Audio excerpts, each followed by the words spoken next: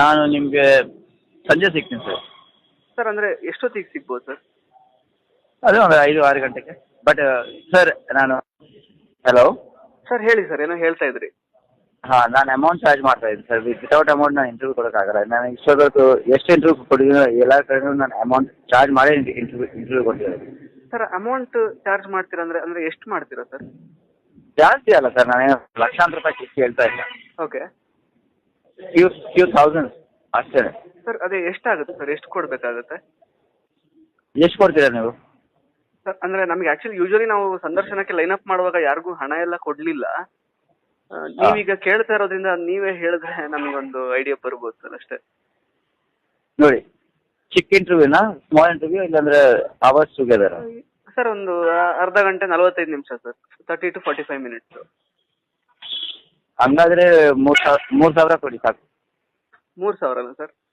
ಹಾಂ, ನಾನು ನಿಮಗೆ ಸಂಜೆ ಸಿಗ್ತೀನಿ ಸರ್. ಸರ್ ಅಂದರೆ ಎಷ್ಟೊತ್ತಿಗೆ ಸಿಗ್ಬೋದು ಸರ್? ಅದೇ ಒಂದು 5-6 ಗಂಟೆಗೆ.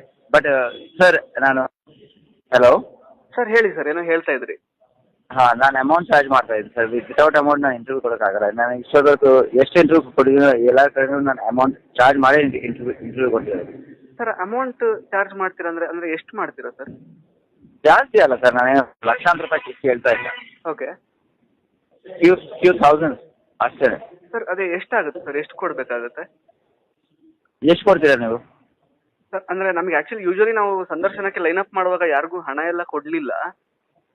ನೀವೀಗ ಕೇಳ್ತಾ ಇರೋದ್ರಿಂದ ನೀವೇ ಹೇಳಿದ್ರೆ ನಮಗೊಂದು ಐಡಿಯಾ ಬರ್ಬೋದು ಸರ್ ಅಷ್ಟೇ. ನೋಡಿ, ಚಿಕ್ಕ ಇಂಟರ್ವ್ಯೂನಾ, ಸ್ಮಾಲ್ ಇಂಟರ್ವ್ಯೂ, ಇಲ್ಲಾಂದ್ರೆ ಅವರ್ಸ್ ಟುಗೆದರ್?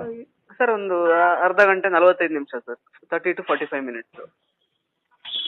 ಹಂಗಾದ್ರೆ 3,000 ಕೊಡಿ ಸಾಕು. 3,000 ಸರ್? ಹಾಂ.